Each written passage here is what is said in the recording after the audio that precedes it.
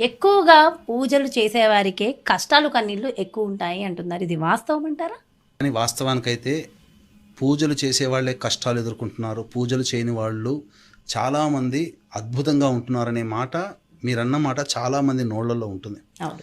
పొద్దున్న లేచిన దగ్గర నుంచి ఎన్నో పూజలు చేస్తున్నాము, ఈ స్తోత్రాలు చదువుతున్నాము, దీపారాధన చెయ్యంది మనం వంట మొదలు పెట్టము, సాయంత్రం కాగానే మళ్ళీ దీపారాధన చేస్తాం. ఎన్ని చేస్తున్నా మన ఇంట్లో మనకెందుకు ఇన్ని కష్టాలు అని చెప్పి ఆలోచించే వాళ్ళు ఉన్నారు.